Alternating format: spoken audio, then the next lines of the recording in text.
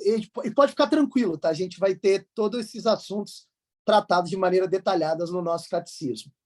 Então, o que acontece? O catecismo da Igreja Católica, ele é um material importantíssimo para a vida espiritual, tá?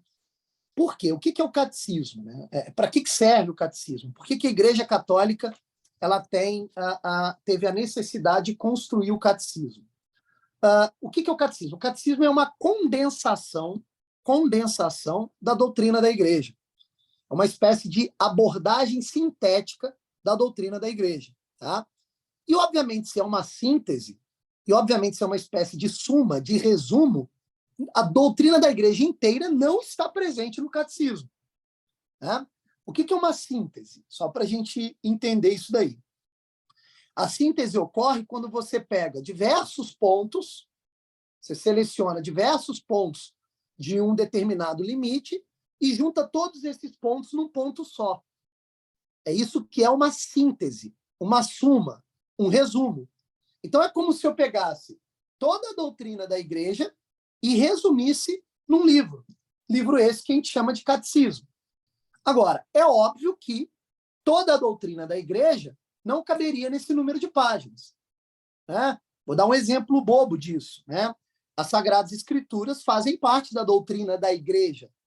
E as Sagradas Escrituras têm mais páginas do que o catecismo, né? Então, basta esse exemplo para você perceber que o catecismo, apesar dele ser uma condensação de toda a doutrina não cabe no catecismo.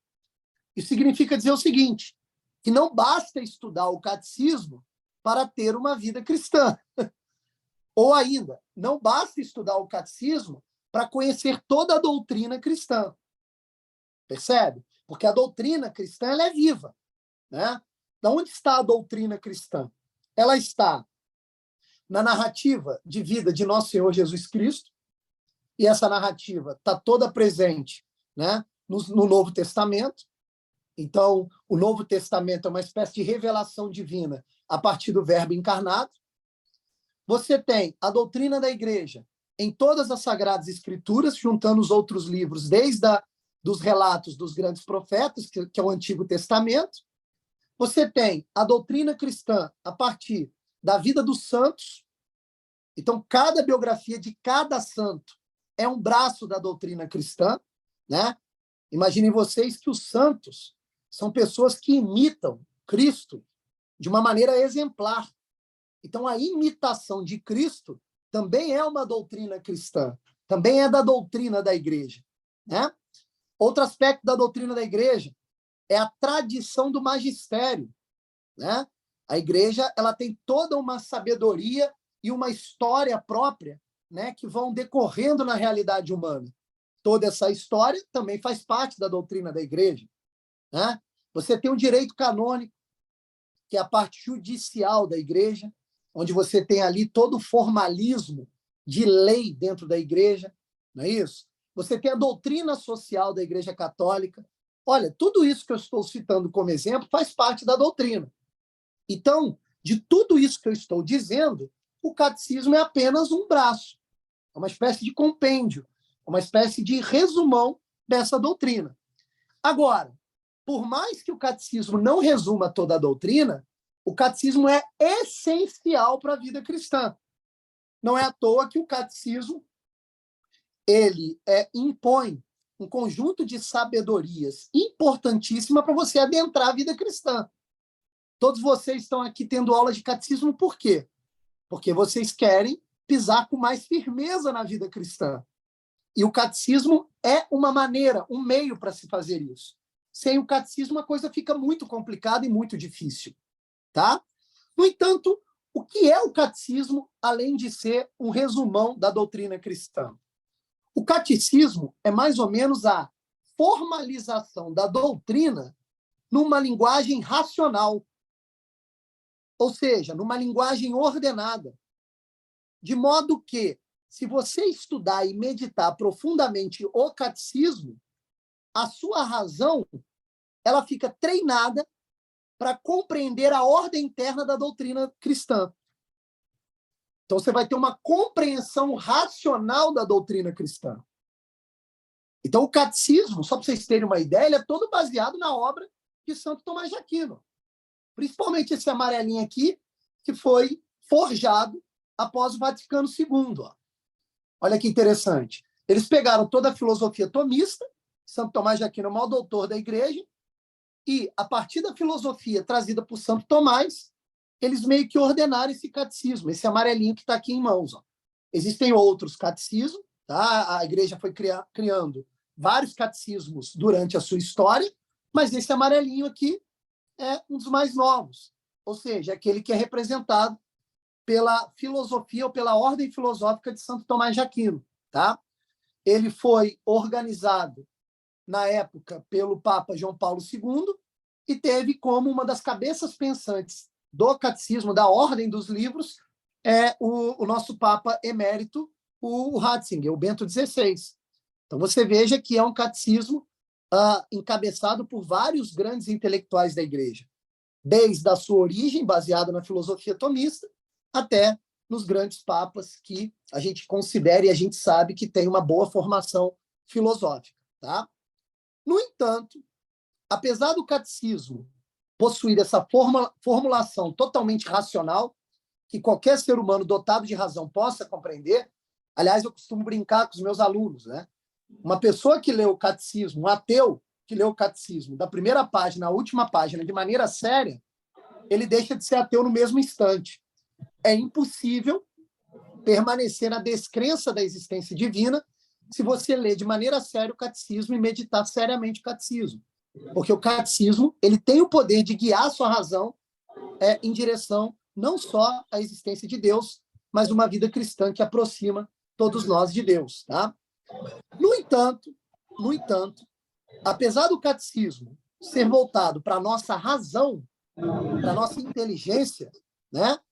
O catecismo ele também... Licença. Sim. Roberto, licença. E que eu tenho um compromisso, encontro aí, que é Ok. toda quarta-feira. Travou. Por um acaso, hoje foi na terça-feira, está sendo gravado, depois eu assisto. Ok. Vou deixar Começou gravado com o pé lá. direito. Começou com o pé direito, Nanau. Tá de parabéns. Tá brincando, não? Beleza. Depois eu deixo gravado lá, meu amigo. Valeu. Obrigado. Tchau, tchau. Valeu, um abraço, meu amigo. Então, voltando aqui, apesar do catecismo ele ser formado e voltado para a nossa razão no primeiro momento, ou seja, qualquer ser humano dotado de razão consegue compreendê-lo, o catecismo ele é mais do que isso. Ele é mais do que isso. Por quê? Ele é todo estruturado também na fé. Na fé.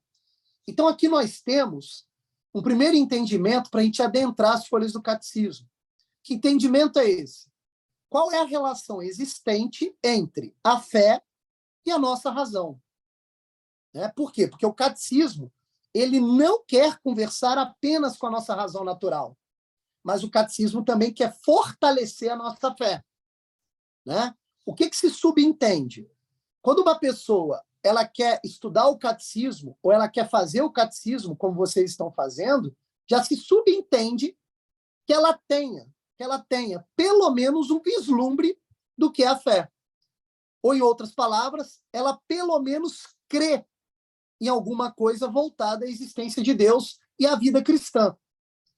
E esse vislumbre de fé, ela é uma porta de entrada para o catecismo. E aí vem uma coisa impressionante. Na medida que você vai adentrando o catecismo e evoluindo dentro do catecismo, essa fé vai sendo fortalecida. Vai sendo fortalecida. Tá? Então, isso é muito interessante. Percebam que vocês já possuem a fé. Considerando que vocês foram batizados, a fé, de alguma maneira, enquanto virtude teologal, já foi infundida por Deus na alma, no espírito de vocês. Então, o que é necessário? É necessário que essa fé cresça. E o catecismo é um dos meios para que essa fé possa crescer. Vocês vão perceber que a organização do catecismo é toda baseada naquilo que é a fé. né? O catecismo, só para vocês terem uma ideia, ele é organizado em 4 partes. As 4 partes colocam a fé em primeiro plano. Então, a fé, ela é uma virtude teologal que precisa ser habitualizada na nossa conduta, de modo a crescer dentro de nós. E um dos meios para esse crescimento é o catecismo. Então, veja que interessante. O catecismo, nesse momento, ele tem 2 finalidades. Ele, primeiro, conversa com a nossa razão natural, para que nós possamos compreender logicamente, né, a doutrina cristã, mas, ao mesmo tempo, ela vai fazendo crescer dentro de nós esse negocinho chamado de fé, que, de alguma maneira, nos faz evoluir na vida espiritual e na vida cristã. Tá? Então, para esse primeiro momento, é muito importante a gente entender o que é a razão e o que é a fé. Sem a compreensão do que é a razão e do que é a fé, não dá nem para a gente dar o primeiro passo em relação ao catecismo. Se a gente não tem essa compreensão, o catecismo passa a ser um mero livro que pode alimentar nossa vã curiosidade. Só que o nosso objetivo aqui não é alimentar a curiosidade, mas é compreender racionalmente o que aqui está escrito e, obviamente, aumentar a fé, que é o mais importante. Diga lá, Thiago. Não, eu ia justamente perguntar o que é a fé, porque eu não consigo entender sei lá. Isso. É isso que a gente vai entender agora. Vamos lá. O que acontece? Todo ser humano ele é dotado de razão. Tá? A gente vai ter aqui uma aula específica na qual a gente vai explicar toda a designação do homem, toda a antropologia humana, toda a psicologia do homem. A gente vai entender em que lugar está a razão. No entanto, é necessário, para essa primeira aula, explicar o que é a razão. Tá? A razão é a capacidade intelectual do homem. O que isso significa? É uma espécie de capacidade natural que o ser humano possui de compreender aquilo que nós chamamos de verdade. Verdade. Tá? O que é uma verdade? Uma verdade é algo que nós alcançamos quando essa razão, ou seja, essa capacidade intelectual, consegue se adequar a algum ponto da realidade. Então, por exemplo, quando eu pego esse objeto e mostro para vocês e pergunto o que é, e vocês me respondem uma xícara, né? Vocês não responderam que isso daqui é uma xícara apenas porque vocês estão vendo a forma sensível do objeto, mas é porque vocês intelectualmente, racionalmente, concebem o que é uma xícara. Então, tem uma adequação entre isso que está dentro de vocês, que nós estamos chamando de razão, ao objeto. Quando há essa adequação, você captou uma verdade. Então, veja, o ser humano ele é capaz de compreender certas verdades graças a esse poder da razão natural. Então, você veja que coisa maravilhosa, né? Deus criou o homem como um ser dotado de razão, como um ser que consegue compreender verdades. Então, você veja que, dentre todos os seres do mundo material, o homem é o único ser dotado dessa capacidade. Então, o homem é o único ser que pode ter consciência da verdade. Né? O cachorro, por exemplo, o gato, a galinha ou qualquer outro animal, apesar deles terem uma imaginação, terem os 5 sentidos, terem isso tudo, eles não são capazes de ter a consciência plena da verdade. Eles não conseguem captar isso que nós chamamos de verdade. Então, os animais, por exemplo, eles vivem uma vida fechada no mundo sensível. E eles não conseguem compreender conscientemente o que está acontecendo com eles. E também não conseguem ter uma consciência plena do mundo ao seu redor. Nós temos isso graças à razão. Então, você veja que coisa interessante, que coisa impressionante. A nossa razão é capaz de compreender qualquer verdade que esteja presente nesse mundo ao nosso redor. E isso é belíssimo. Tá? Só que olha que interessante. A nossa verdade, a nossa razão, apesar dela compreender qualquer verdade que seja revelada pelo mundo ao nosso redor, a nossa razão ela depende de certas coisas para compreender certas verdades. E uma das coisas que a nossa razão depende é de que o mundo ao nosso redor possua uma ordem. Então, veja que interessante. A nossa razão só consegue compreender aquilo que está ordenado. Então, a gente olha para o mundo ao nosso redor, o mundo ao nosso redor obedece uma certa ordem, e justamente pelo mundo obedecer uma certa ordem é que a minha inteligência pode captar as verdades. Ok? Só que olha que interessante. Existem outras verdades que escapam da ordem do mundo. Existem outras verdades que são reveladas não pela ordem do mundo, mas são reveladas de outras maneiras. De outras maneiras. Essas outras maneiras, as quais a verdade ela é revelada, ela não pode, essas outras maneiras não podem conversar com a nossa razão, ou pelo menos com os limites naturais da nossa razão. Então, o que acontece? Verdades compreendidas pela razão estão limitadas à ordem do mundo.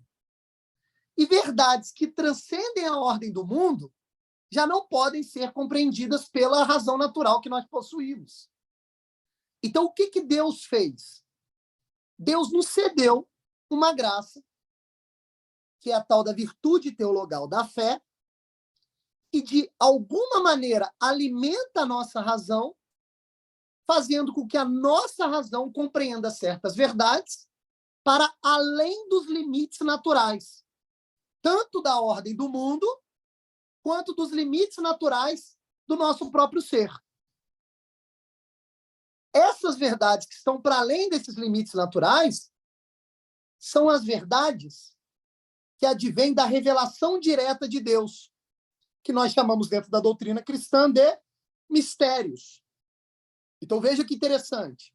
Deus nos revela certos mistérios, mas que só podem ser compreendidos pelo homem que já possui a virtude da fé. Então, quando a fé é recebida pelo homem, ela alimenta a razão humana de modo que a razão humana possa compreender essas verdades que extrapolam seus limites naturais. E isso faz todo sentido.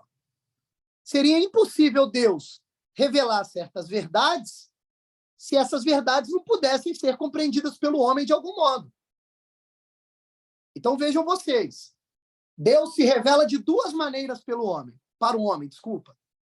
Se revela para o homem através da criação, que é a ordem do mundo e a ordem da estrutura da nossa razão, mas Deus também se revela de maneira direta, pelos mistérios, pelo Verbo encarnado, por tudo aquilo que está escrito nas Sagradas Escrituras. Esse segundo modelo de revelação já não pode ser atingido em sua completude pela razão natural do homem. Vai faltar algo no homem. E esse algo no homem que falta é doado e cedido pela graça divina, que é o que nós chamamos de fé. Então, antes da sua pergunta, Tiago, o que é a fé? A fé é uma virtude teologal que alimenta a razão humana, fazendo com que a razão humana possa aderir a certas verdades que estão para além de seus limites naturais. Diga lá, Tiago. Esse assunto me causa tanta confusão que eu não sei se vou conseguir formular uma pergunta boa. Sem problema. Tipo, eu até entendo que tem certas coisas que eu acredito, não tem lá muito motivo, tipo, um motivo racional, mas de certa forma a gente acredita. Mas por que a fé tá certa? Por que eu devo acreditar na fé? Tipo, não sei se consegui explicar direito. Não, mas excelente. Certa angústia, porque eu não consigo... Excelente pergunta. Excelente pergunta. Vamos lá. Percebe que a nossa razão natural, dentro dos seus limites, ela é uma luz que ilumina a realidade. Você olha para as coisas, pá, você compreende as coisas. Tá? O que seria a fé? A fé também seria uma luz. Só que é uma luz infinitamente maior do que a luz natural da nossa razão. Eu gosto muito de um exemplo que é traduzido por um professor que eu acho sensacional. Ele diz o seguinte: imagine que a sua razão está iluminando a realidade aqui, dentro desse limite, e, de repente, um holofote é ligado atrás de nós, iluminando muito mais do que o campo visual da nossa razão. E aí, o que vai acontecer? Essa luz vai iluminar certas coisas que a minha razão natural não conseguiria iluminar. Por que eu estou usando essa analogia, repetindo essa analogia de um professor amigo meu? Estou repetindo para te dizer o seguinte: a primeira coisa que a gente tem que entender é que a fé nunca contradiz a razão. Nunca. Por quê? Porque se a fé entrasse em contradição em algum elemento da razão, então nós não poderíamos confiar na própria razão natural que Deus nos deu. E Deus estaria entrando em contradição. Deus entrando em contradição não seria Deus por motivos óbvios, tá? Então, veja, a fé não entra em contradição com a razão. A fé apenas ilumina melhor a realidade do que a razão. Ela é uma luz que auxilia a luz natural da razão. Agora, respondendo a sua pergunta, como é que eu posso confiar na fé se a fé não passa pelo crivo da minha razão natural? Como é que eu faço isso? Você tem duas maneiras de fazer isso, ok? A primeira maneira é a seguinte: você tem que aderir à verdade para depois a verdade fazer efeito no seu ser. O que eu quero dizer com isso? Ao contrário das verdades que eu consigo captar com os limites da razão natural, que eu posso comprovar, inclusive pelo próprio esforço da razão natural, as verdades da fé, elas não podem ser comprovadas pelo esforço da razão natural. Elas só podem ser, no primeiro momento, aderidas pelo nosso intelecto, aderidas mesmo, sem questionamento, para que elas possam ir, aos poucos, fazendo em nós ou atualizando em nós a sua força de confiança. Percebe a questão? As verdades que são iluminadas da fé, elas precisam de uma ruminância na nossa própria vida.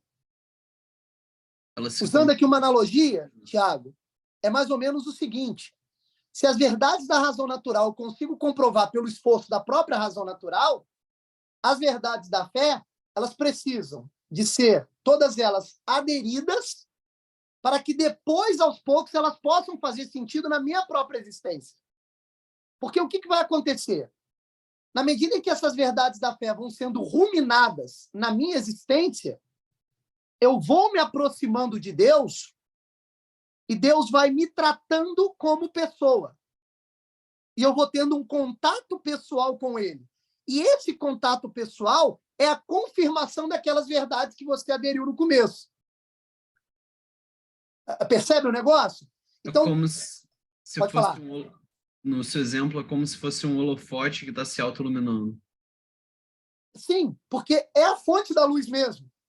Aliás, a nossa verdade, a nossa razão natural, ela está inserida nessa luz maior, que é a fé. A razão, ela é menor do que a fé, mas não entra em contradição com a fé. Mas, olha só, eu vou repetir que isso aqui é muito importante, tá? As verdades da razão, eu só vou aderir na medida que eu as comprovo, com o esforço do meu raciocínio. Ok? Por exemplo, provar a existência de Deus, eu consigo usando apenas a razão natural, não preciso nem da fé. Eu comprovo a existência de Deus usando apenas a razão natural. Eu consigo explicar para você o que é uma xícara usando apenas a razão natural. Eu consigo explicar o catecismo inteiro para uma pessoa que tem razão natural e que nunca teve fé, ou seja, é ateia, eu consigo explicar e ele entender a lógica interna do livro. Isso tudo eu consigo com a razão natural. Então, olha que interessante. Eu vou experimentando com a razão natural e vou aderindo na medida em que as verdades são comprovadas. Essa é a maneira de agir da razão natural. Agora, a fé é diferente. Como é que você sabe que aquela verdade é uma verdade da fé? Qual é o critério que você tem que usar para verificar que a verdade é a verdade da fé? É mais ou menos o caminho oposto, ao contrário. Você primeiro vai aderir à verdade, confiar à verdade, você vai ter que ser humilde, você vai ter que ajoelhar diante da verdade da fé, aderir à verdade da fé, ruminar essa verdade da fé na sua vida, através das suas obras. Por isso que a Igreja Católica diz que a fé sem obras, ela é vazia. Então, na medida que você vai vivendo e obrando, obedecendo aquela verdade que você aderiu pela fé, aquela fé vai reverberando dentro do seu ser, você vai se aproximando de Deus em um contato mais pessoal, e aí você começa a verificar as verdades da fé que você aderiu lá atrás de maneira notória na sua vida. Então, a verificação vem depois da adesão nas verdades da fé, enquanto que as verdades da razão natural se dão ao contrário. Você vai entendendo as verdades na medida que vai comprovando-as através do esforço da razão. E só depois você adere. Entende isso? Diga lá. Pode falar. Pode ir. Posso falar? Pode ir. O que o Roberto falou, maneiro. Duas coisas. Um exemplo que eu gosto com relação a esse assunto é, tipo assim, a fé é uma aderência de confiança à divindade, a Deus, à revelação de Deus, ao mistério, enfim. E a gente consegue confirmar isso porque, de alguma maneira, porque, querendo ou não, como o Roberto falou, ela transcende a nossa razão, o nosso intelecto. E ela nunca vai ser oposta ao nosso intelecto. Ela vai só expandir o que o nosso intelecto já compreendeu. Quando a gente adere a outras coisas, substitui essa fé, por exemplo, às vezes a gente já tem uma aderência de confiança a uma mentira. Vamos, por exemplo, o cientificismo. A gente tem um monte de exemplo de coisas do cientificismo, por exemplo, sei lá, vamos falar assim, realidades paralelas, esse tipo de coisa. E quando você tenta aderir isso à razão, ela escapa. É necessário ter uma crença maior. É difícil, porque ela vai contra o nosso intelecto, ela vai contra a nossa razão, em algum sentido. Mas em relação às coisas de Deus, não. Ela só confirma e aumenta o que a gente compreendeu, me parece, né? Foi como eu consegui entender isso daí. Exatamente. É isso aí mesmo. O que o Elias está dizendo é o seguinte: por mais que você vasculhe nas verdades da fé algum pé de barro, ou seja, alguma falha racional, a partir do esforço da sua própria razão natural, você não encontra. Porque ela é maior, né? Porque ela é maior. Por quê? E outra coisa, a nossa realidade, a razão, ela obedece a essa ordem maior. Ela não pode contradizer. Sim. Porque faz tudo parte da mesma ordem. Exatamente. A gente simplesmente está num patamar abaixo dessa ordem superior. No nosso modo encarnado, corpo e alma, do que a gente está no dia. A gente está numa etapa da vida. Né? Então, ela não tem como se contradizer. Então, uma parte da verificação é essa. A outra é o que você falou, é o que está na Bíblia. Pelos frutos conhecereis. Isso aí. Que você vai percebendo, e com o tempo você percebe, quando você olha para trás para a sua história, você percebe a mudança da nossa própria vida. Se você pegar os testemunhos das pessoas, as pessoas que aderem à fé naturalmente, elas veem que a vida dessa pessoa, a ordem que é gerada na vida, os frutos são incríveis. Aí você olha, caramba, olha quem eu era, olha quem eu sou hoje. Isso daí está na minha vida, na sua, de qualquer pessoa. Acredito que qualquer pessoa que tenha entrado na religião católica. É isso aí. Se você observar, inclusive, a vida dos santos, que é uma vida voltada para a fé, com obra, você fala assim, meu Deus, que coisa espetacular. E por que é espetacular? Porque você vai ver ali uma vida grandiosa, e todas as verdades pronunciadas por aquela vida grandiosa, elas transcendem os limites de compreensão da razão natural, mas não contradizem os princípios da razão natural. É. Isso é bastante incrível, né?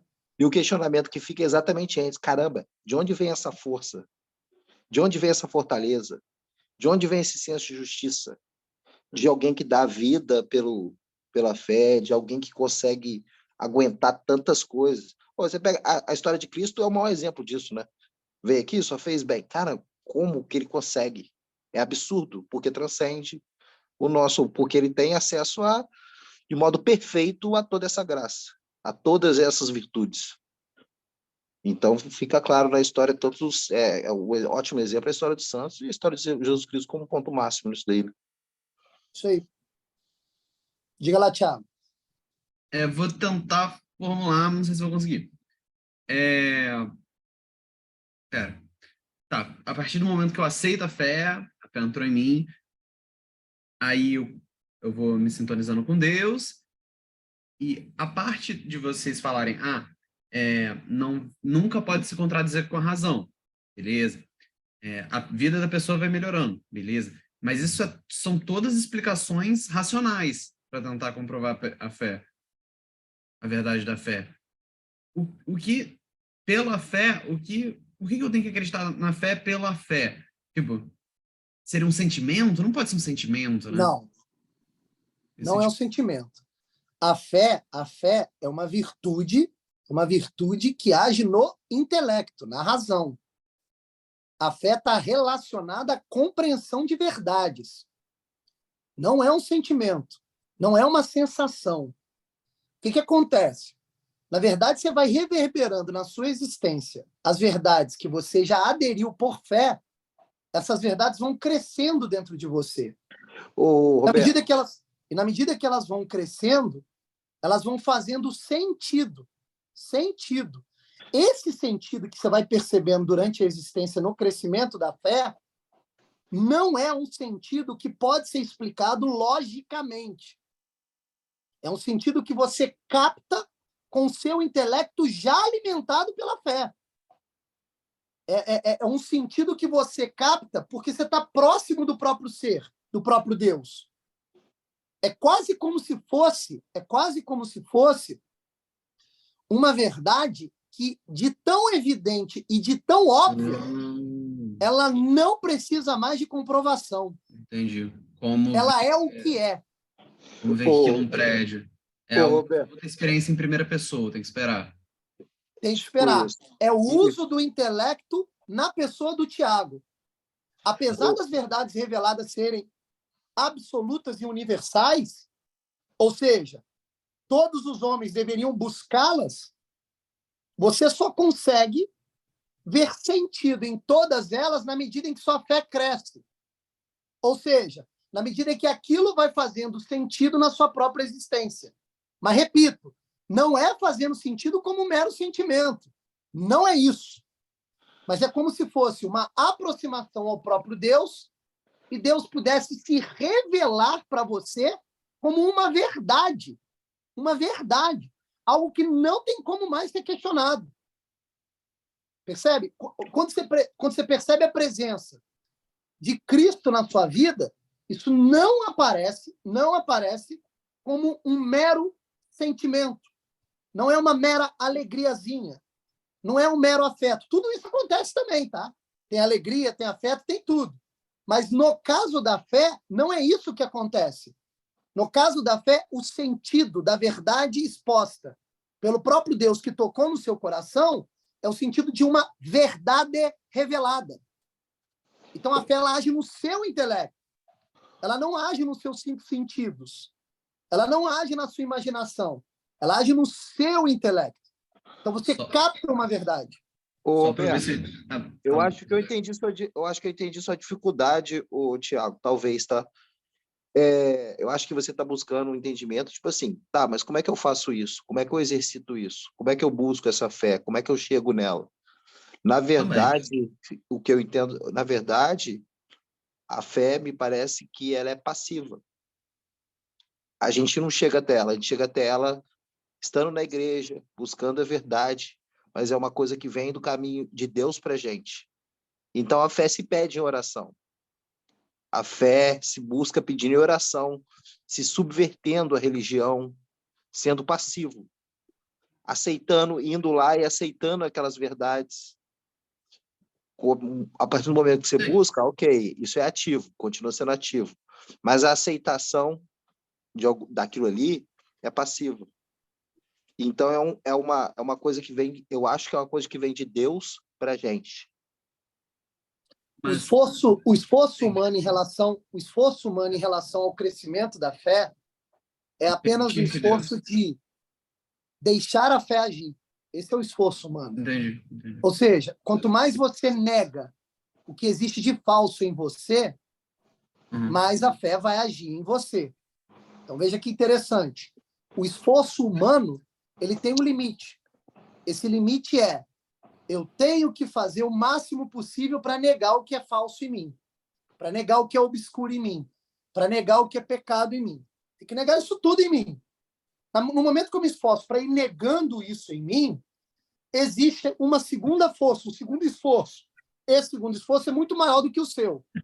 Esse segundo esforço é do próprio Deus. É Ele que vai fazer a fé aumentar em você. Você só preparou o terreno. Você só deixou a casa arejada.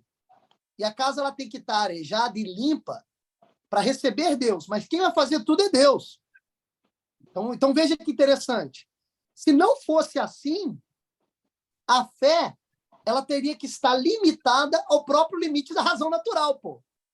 Porque as verdades da razão natural dependem inteiramente do meu esforço. Agora, se transcende os limites da razão natural, vai ter que ter aí uma causa superior ao meu esforço. E essa causa superior ao meu esforço é o próprio Deus, é o próprio Cristo. Então veja que interessante. Tentando ilustrar o que o Elias aí colocou. Muito bem. É necessário que tudo que é falso em mim suma, morra, seja mortificado, para que Deus converse com aquilo que é verdadeiro em mim e Ele passe a agir na minha vida. E a ação de Deus na minha vida vai transparecendo para mim em aumento de fé. Ou seja, eu vou confirmando a verdade.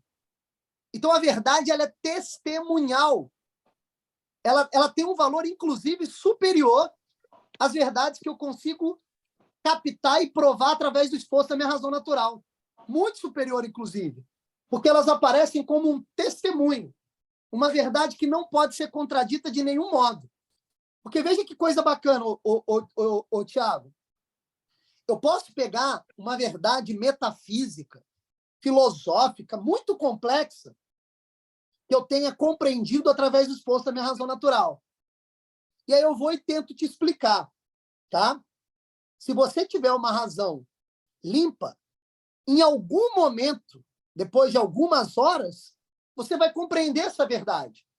E por que você compreendeu essa verdade? Porque você se esforçou para compreendê-la, ok?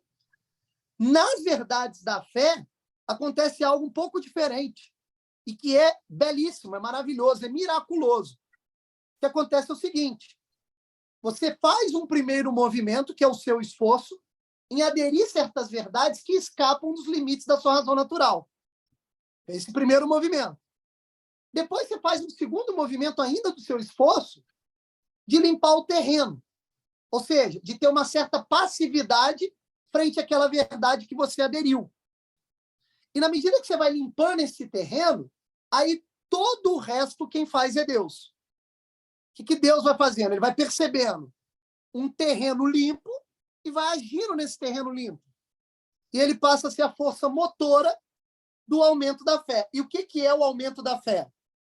Deus vai te empurrando para realizar certas obras, ou seja, você vai agindo conforme a vontade dele, e na medida que essas obras vão acontecendo, essas verdades que você aderiu lá atrás começam a fazer sentido. Porque Deus está falando com você. Ele diz, ó, é assim, assim, assado. É assim, assim, assado. E isso que ele está falando com você, já não tem mais como você duvidar. Por quê? É o próprio ser, a fonte da verdade, falando com você, pô. Então, obviamente, é uma verdade infinitamente superior do que aquela verdade que você compreendeu com o esforço da sua razão natural. Então, é exatamente como as verdades evidentes. Sim. Aquela verdade evidente que te capta intuitivamente com a razão natural é análogo, não é a mesma coisa, é análogo à verdade revelada por Deus dentro de uma fé crescida. É análogo. Superior, Não né? é o mesmo, porque esse segundo modelo de verdade é infinitamente superior. E te digo Sim. mais, tá? Existe um filósofo, que eu não lembro qual, que ele diz uma frase sensacional para juntar isso que você acabou de falar, Thiago. Ele diz o seguinte: Deus é os princípios que regem a realidade. Ora, os princípios que regem a realidade eu capto intuitivamente com a minha razão natural. Quando eu faço essa captação, que é uma espécie de base necessária para outras verdades que eu preciso de comprovar com o esforço da minha razão, se eu preciso dessa base, essa base já é Deus. Entende? Por isso que é análogo. Os princípios que regem a realidade, eles são análogos às verdades reveladas por Deus enquanto verdades de fé. Certo, acho que compreendi como é que é. Não sinto tudo, mas compreendi, obviamente. Não, tem certas coisas que a gente realmente não vai pegar, Eu falei porque sinto, mas tá errado, sinto. Mas você não tem... Quando a gente não tem experiência própria com o assunto, a gente nunca viveu isso daí, realmente a gente entende intelectualmente com um certo limite. O momento de você compreender é quando você tiver acesso à graça, acesso à comunhão, se manter De graça. afastado do pecado mortal, um estado de graça durante um tempo. E nesses momentos, quando você for se fortalecendo, você vai perceber a ação dessa graça cada vez mais. Entendeu? E aí você vai querendo mais, aquilo ali vai te fortalecendo. O processo é mais ou menos esse. Mas porque realmente, se você não tem nenhum exemplo, se você não tem nenhuma experiência direta com esse assunto, você tem que estar sendo sincero e perfeito. Realmente, entendi, mas ainda não sei o que é. é isso aí. É porque a Igreja Católica, a religião cristã, ela tem uma particularidade que você não vai encontrar nas outras tradições, tá? Nas outras tradições. Por isso que ela é a única religião, tá? O que acontece? Na religião cristã, você só consegue se religar ao ser divino de maneira pessoal. Isso aí você não encontra nas outras tradições, tá? E isso é algo muito sério. É o que diferencia a religião autêntica das tradições, das outras tradições. Por que eu estou dizendo isso, tá? Fé é uma tecnologia cedida por Deus que você não encontra em nenhuma outra tradição. É uma espécie de graça cedida por Deus para que o nosso intelecto consiga aderir verdades que possibilitam o contato pessoal com o próprio Deus.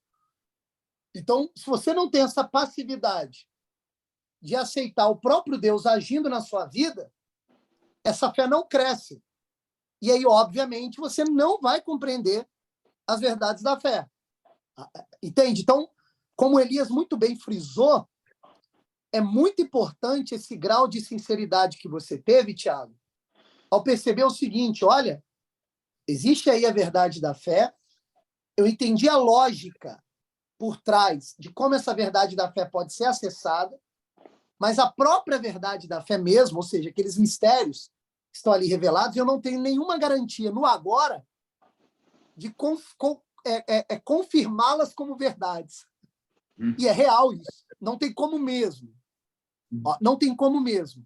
A não ser que você crie um território adequado para que a fé germine. Ou seja, somente se você, além de aderir a essas verdades, no primeiro momento, de maneira passiva e humilde, elas possam florescer dentro de você por uma ação que não vem de você. Não tem outro jeito. Outro jeito maneiro de ver isso o Roberto tem exemplo de pessoas assim que ele conhece pessoalmente na vida, e se você tiver uma certa sensibilidade, tiver acesso, conhecer certas pessoas assim, eu não sei se você teve esse privilégio de conhecer gente que quando fala de graça, quando fala de mistério, quando está explicando certas coisas, ele está falando daquilo, mas aquilo ali, para ele, do jeito que ele está falando, no argumento de autoridade do que ele está falando, dá para perceber que ele fala de graça, e a graça é mais real do que essa caneca que o Roberto está mostrando aí no vídeo. Exatamente. De vez em quando. Dá para ver claramente. Ele está falando daquilo como quem vê, ele está falando daquilo como quem vive aquilo, como quem presencia. Entendeu? Ele já é, querendo ou não. Ele já é a própria vontade de Deus. Exatamente. Eu falar isso para você, o Roberto, eu não sei, a gente está no caminho ainda, a gente está lutando nesse caminho ainda, a gente está buscando isso ainda, a gente está em algum lugar nesse caminho. Agora, quando você vê alguém que está lá, que tem uma vida pessoal com Deus, contando esse tipo de coisa, é assustador. É, sinceramente, é assustador. É coisa de ficar emocionado mesmo, porque fala, cara, como? Parece até absurdo, não parece, Roberto? Uhum. Quando a gente vê, é absurdo, mas a gente fala, cara, como é que esse cara fala disso assim, com a simplicidade assim? Não é possível. É isso aí. Porque a fé, ela só pode ser percebida, repito, por Experiência. eu vou falar, por experiência direta. Não tem outro jeito. Não tem outro jeito. Por aquilo que nós chamamos de testemunho. Não tem outro jeito. É algo análogo, aproveitando o que o Elias disse, é algo análogo àquilo que nós lemos ali nas Sagradas Escrituras, quando as pessoas olhavam para Cristo e Cristo simplesmente fazia, agia, falava. E a ação de Cristo, a fala de Cristo, era uma verdade incontestável. E outra, o intelecto das pessoas captavam a verdade incontestável. E elas não precisavam de realizar um esforço racional para comprovar aquilo. Porque era evidente no próprio testemunho que elas estavam tendo.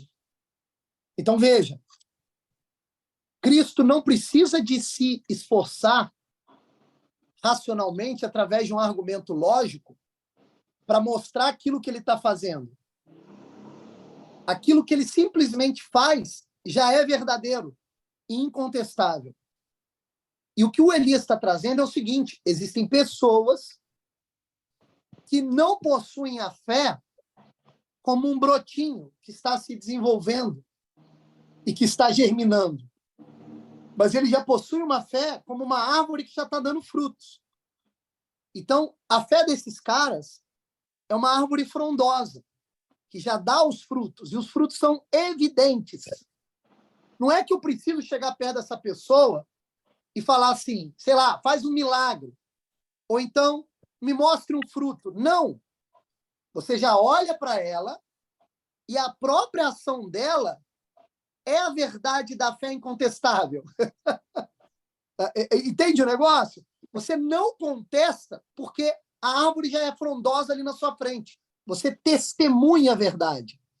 É por isso que a gente diz na vida cristã que é necessário que o cristão dê testemunho da sua fé. O que é dar testemunho da sua fé? É você, de algum modo, mostrar aquela verdade que você aderiu. E na medida que você vai mostrando, Thiago, acontece um negócio fantástico. A fé vai crescendo em você.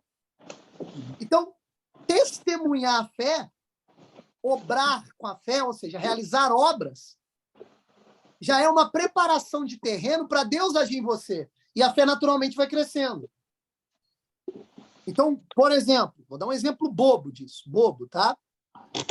A gente está tendo essa aula, esse bate-papo aqui, nós três. Aí você, Thiago, você compreendeu alguma coisa aqui, tá? Você aderiu a uma verdade ou compreendeu racionalmente uma verdade. Não interessa, não importa. Aí você sai daqui e conversa com alguém.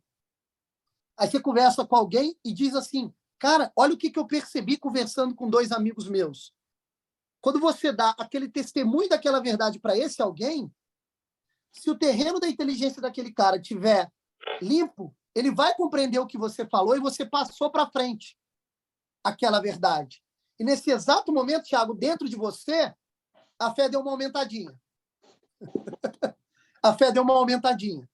Ou seja, você vai viver novamente aquela verdade que você tinha apenas aderido no primeiro momento. E esse reviver constante dessa verdade que você aderiu aumenta a compreensão dessa verdade, ou seja, aumenta a fé dentro de você. Diga lá, Thiago. Eu acho que entendi como é que funciona. Obrigado, era isso. Fazendo uma tangente, pelo que você falou, que no ato de Jesus falar, necessariamente era uma verdade evidente para as outras pessoas, então quem crucificou Jesus sabia que ele era Deus e estavam fazendo besteira e era pura maldade? Excelente pergunta, excelente pergunta. Vamos lá. Todo movimento pecaminoso é um movimento de desordem. Todo movimento pecaminoso, que naturalmente é um movimento de desordem, ele só pode ser feito por seres que possuem dignidade de pessoa. Seres que possuem dignidade de pessoa são seres dotados de razão e vontade e também capacitados para receber a fé. Somente seres assim podem pecar, podem causar desordem. Um cachorro, por exemplo, ele não pode pecar por 2 motivos. Ele não é dotado de uma razão natural nem da vontade, portanto, ele não tem consciência da verdade e do bem, e ele também não é capacitado para receber a fé. Então, ele não pode pecar, ele não pode errar. Então, se o pecado é uma desordem proveniente das ações de um ser com dignidade de pessoa, como, por exemplo, o ser humano, então, quando o ser humano peca, ele faz 2 coisas ao mesmo tempo. Ele obscurece a própria razão e a própria vontade, ou compreendendo a razão e não seguir, ou compreendendo a verdade e não seguindo a verdade, ou obscurecendo a razão de tal modo que ele não enxergue a verdade. Se uma pessoa ela tem a capacidade de enxergar a verdade, a oportunidade para enxergar a verdade, e mesmo assim nega essas oportunidades, ela em algum momento usou da malícia para negar aquilo que deveria alimentá-la. Ela está em pecado. Percebe? Se ela também é um ser dotado da possibilidade de receber a fé e ela nega todos os caminhos possíveis para receber essa fé, ou ela recebe a fé e não prepara o terreno para que a fé germine nela, ela também está agindo com malícia. Ou seja, nos 2 exemplos, tanto em relação à razão natural e à vontade e à fé, a pessoa que age com malícia é a pessoa que viu a verdade e negou a verdade. A pessoa que joga pedra em Cristo, cospe em Cristo, xinga Cristo, crucifica Cristo, o que ela fez? Ela viu a verdade e negou a verdade. Necessariamente. Necessariamente. Por quê? Presta atenção. Quando a gente nega a verdade, e todo mundo aqui já negou a verdade, quando a gente nega a verdade, a gente sempre nega a verdade em busca de um bem menor.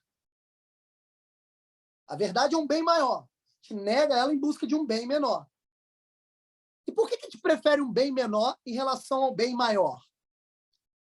A gente prefere um bem menor em relação ao bem maior porque nós estamos afundados na lama ao ponto de agir com tudo aquilo que é falso dentro de nós. Ou seja, eu estou tão sujo, tão vestido de máscaras, que as minhas escolhas estão baseadas nessas máscaras, naquilo que é mais baixo em mim. Então, eu chafurdo na lama. Exemplo, os meus desejos mais baixos, as minhas paixões, a minha busca pelo prazer, a minha busca por reconhecimento social, a minha busca por ficar bem perante a sociedade. Tudo isso são cercados e prisões que eu aceitei ficar lá dentro. E ao invés de me abrir para Deus, eu me fechei para Deus.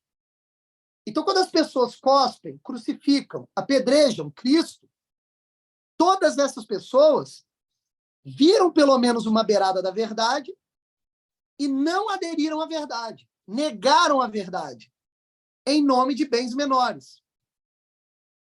E, na medida em que eu vou buscando bens menores e jogando fora o bem maior, a verdade em si mesma, a fonte da verdade que está ali na minha frente, que eu testemunhei, eu vou me afundando no auto-engano. E na medida que eu vou me afundando no auto-engano, mais a minha inteligência e minha vontade vão se fechando. Mais a fé em mim vai diminuindo. Mais vou fechando em mim mesmo. E fechar-me em mim mesmo é necessariamente negar a verdade. Ó. Por isso que negar a verdade necessita, por uma justiça divina, negar a verdade necessita de um castigo. Porque na medida que eu nego a verdade e me afasto da verdade, eu estou me afastando do bem. E ao me afastar do bem, eu mesmo estou procurando um castigo para mim. Eu mesmo estou procurando uma maneira de me fechar e de me proteger do bem, me proteger daquilo que é verdadeiro, me fechando no próprio mal.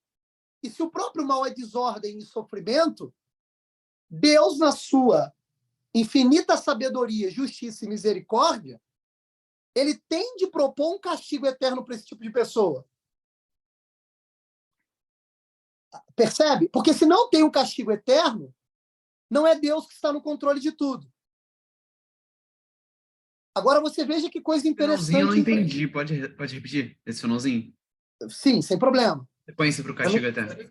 Na medida que eu me fecho e me afasto do bem e da verdade, na medida que eu estou escolhendo me afastar de Deus, eu estou escolhendo o mal, a ausência de bem e a ausência de verdade.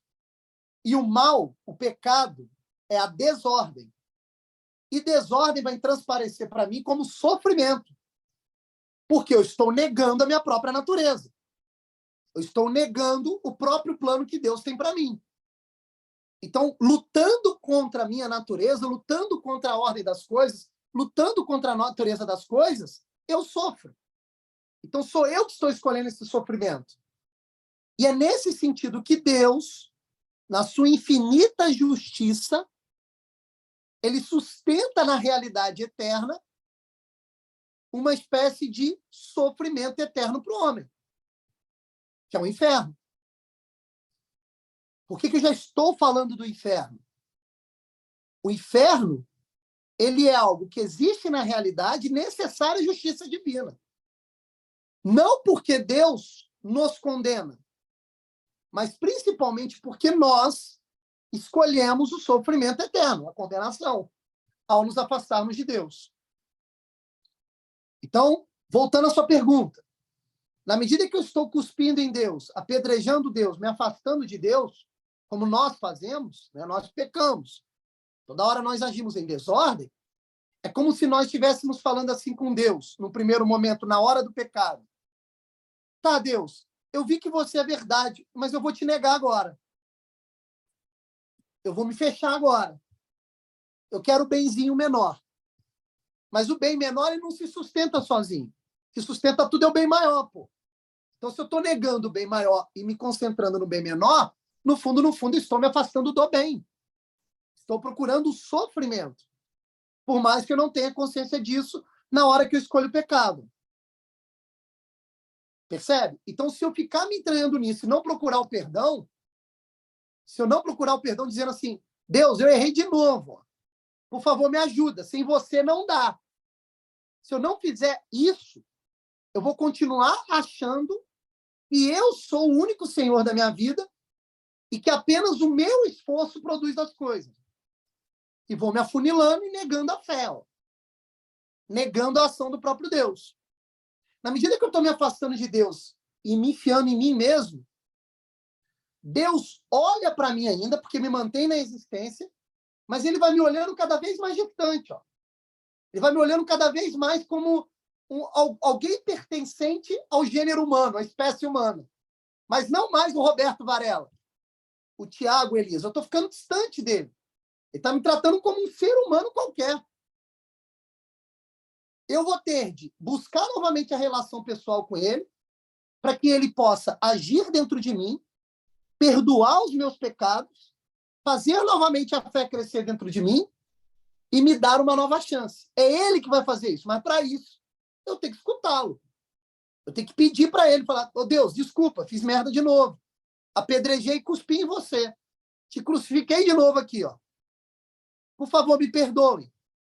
Aí ele vai, porque além de infinita justiça, ele também tem infinita misericórdia. Aí ele vai, te pega de novo no colo, te trata como Tiago, te trata como Elias, te trata como Roberto Varela, e tem novamente uma relação pessoal com você. Aí, novamente, o movimento se reinicia e a fé começa a crescer dentro de você. Então, o que nós somos? Nós somos a narrativa do filho pródigo. A gente toda hora sai da casa do pai, se aventura, faz um monte de merda, e se a gente perdurar na fé, a gente retorna e pede perdão. E Deus vai lá, através do sacramento da confissão, nos perdoa de novo, cara. E de novo, e de novo, e de novo.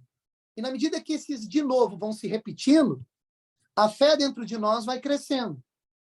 Aí, daqui a pouco, a gente não quer nem mais sair de casa. A gente não quer mais sair do colo dele, do abraço dele. A gente vai permitir que ele vá agindo dentro de nós. E aí, meu amigo, qual é a nossa esperança? De virarmos santos algum dia. Seja na vida, ou seja após a nossa morte. E aí, olha que beleza. Quando Elias traz o exemplo de uma vida de um santo, ou de alguém que tem uma vida voltada para a graça, esse tipo de pessoa é aquela que não quer mais sair de casa, não quer mais se afastar de Cristo. É aquela que aceitou. Já entendi, você é meu pai, eu sou seu filho. Filho obedece o pai. Mas a gente não, né? Pô, a gente não é filho, não. Né? A gente não tem pai, pô. A gente sai pelo mundo, né? Não, se você sair pelo mundo, meu amigo, você está se afastando de Deus. E aí, o pai só pode tratar o filho como filho se o filho o reconhece como pai, pô. Você não está reconhecendo Deus como pai. Então, você não vai ter uma relação pessoal com ele. Ele vai te tratar apenas como uma espécie humana. E sem relação pessoal não tem religião. Não tem cristianismo. Não tem. O cristianismo é todo fundamentado no testemunho pessoal. E pessoa requer um princípio. Que princípio é esse? Eu sou filho, ele é pai. É esse que é o princípio de relação pessoal. Eu sou amigo de Cristo, Cristo é meu amigo. Isso é relação pessoal. Agora, se você trata Deus como uma ideia distante, Deus é um ser lá que criou o mundo. Está lá distante. Se você trata ele apenas como isso, e não busca uma relação pessoal com ele, aí, meu amigo, você está falando em alto e bom som que a sua salvação depende só do seu esforço. E aí eu vou trazer notícia ruim. Se você confiar apenas no seu esforço, você não será salvo. Vai dar meia hora, você vai estar cuspindo em Cristo, apedrejando Cristo e crucificando ele de novo. Não sei se eu fui claro. Foi? Perfeito, perfeito. Beleza? Bem, então é isso. Acho que a gente pode caminhar para o final, né? Percebam que eu nem entrei no catecismo, tá? Mas vocês vão perceber que a primeira parte, já as primeiras páginas do catecismo, trata de um tema muito interessante, que tem como título O Homem é Capaz de Deus, né? É onde o catecismo explica, numa linguagem filosófica, inclusive racional, do porquê que a natureza humana possui a potência de receber a verdade diretamente de Deus. E aí ele começa a explicar o que é a fé, a gente vai ver isso na próxima aula. Ok? Diga lá. É isso? Foi muito boa para mim, por mais não ter entrado, foi muito importante para mim essa primeira aula. Obrigado. Maravilha. Tá sem áudio, Elias. Roberto, coincidentemente, o Rafael falou que sua aula está muito boa. Gostou muito da aula. O Rafael é meu vizinho, Thiago. E que deu para ouvir a aula toda. Eu falo muito alto, ele me escutou aqui. Ele até mandou aqui, ó. O que vos digo na escuridão, dizei-o às claras. O que vos digo ao ouvido, publicai-o de cima dos telhados. Ainda mandou outro aqui. Ele mandou a foto do prédio, cara. Ele mandou? Aham. Ele falou que a aula está muito boa, agradeceu a aula aí também. Olha, ele escutou tanto, Tiago, que ele colocou aqui, ó. Fala para o Tiago e para o Elias que eles têm de buscar o bem maior. Maneiro, maneiro. Ele... Graça, cara. Então é isso, meus amigos. Vamos ver se a gente, na segunda aula, o início foi meio caótico, né? Graças às intervenções lá do Nanau. Né? Já saiu perguntando, fizemos nem a oração de entrada, olha que absurdo. Já aula começa... de catecismo sem oração. Mas não tem problema, não. Faz as duas no final aí, tá tudo certo. Vamos fazer as duas agora? No final aí, tá tudo certo. Sim. Eu só queria mostrar para vocês, antes da gente rezar o Pai Nosso e Ave Maria, que eu até coloquei lá, a gente poderia rezar essa oração de Santo Tomás de Aquino em relação aos estudos, apesar dela fazer mais sentido no início da aula, a gente pode rezá-la agora. Eu tenho ela aqui na minha frente na tela de computador, depois a gente reza um Pai Nosso, uma Ave Maria, e a gente termina a aula, ok? Vamos começar, então, com a oração de Santo Tomás de Aquino, que é belíssima, tá? Eu vou lê-la de maneira bem lenta e gradual, para a gente pegar os significados de cada termo, que, honestamente, é uma oração belíssima. Diz Santo Tomás a Cristo, ao próprio Deus, né? Infalível Criador, que dos tesouros da vossa sabedoria tirastes as hierarquias dos anjos, colocando-as com ordem admirável no céu. Vós, que distribuístes o universo com encantadora harmonia, vós, que sois a verdadeira fonte da luz e o princípio supremo da sabedoria, difunde sobre as trevas da minha mente o raio do esplendor, removendo as duplas trevas nas quais nasci, o pecado e a ignorância. Vós, que tornastes fecunda a língua das crianças, tornai erudita a minha língua e espalhai sobre os meus lábios a vossa bênção. Concedei-me a agudeza de entender, a capacidade de reter, a sutileza de revelar, a facilidade de aprender, a graça abundante de falar e de escrever. Ensinai-me a começar, regei-me no continuar e no perseverar até o término.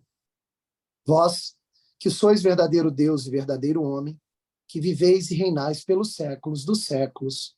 Amém. Em nome do Pai, do Filho e do Espírito Santo. Pai nosso que estais nos céus, santificado seja o vosso nome. Venha a nós o vosso reino. Seja feita a vossa vontade, assim na terra como no céu. Pão nosso, cada dia nos dai hoje. Perdoai-nos as nossas ofensas, assim como nós perdoamos ao quem nos tem ofendido. E não nos deixeis cair em tentação, mas livrai-nos do mal. Ave Maria, cheia de graça, o Senhor é convosco. Bendita sois vós dentre as mulheres, bendito é o fruto do vosso ventre, Jesus. Santa Maria, Mãe de Deus, rogai por nós, pecadores, agora e na hora de nossa morte. Amém. Em nome do Pai, do Filho e do Espírito Santo. Amém. Então é isso, meus amigos. Um abraço. Fiquem com Deus. Até a próxima terça-feira, ok? Valeu, gente. Prazer te conhecer, Elias. Prazer, Thiago. Valeu, um abraço. Até mais. Obrigado, professor. Valeu. Valeu, meu amigo. Eu que agradeço. Ô, Roberto. Diga. Depois eu te ajudo aí com a parada aí, se você não conseguir, mas tenta aí. Eu vou encerrar aqui e vou ver se aparece numa nuvem. Segundo a assinatura, tem uma nuvem que o Zoom disponibiliza ao assinante. Vamos ver. Então, aí eu não sei se você vai conseguir aí achar essa nuvem aí. Se você não achar, você me fala. Valeu, Elias. Um abraço. Um abraço.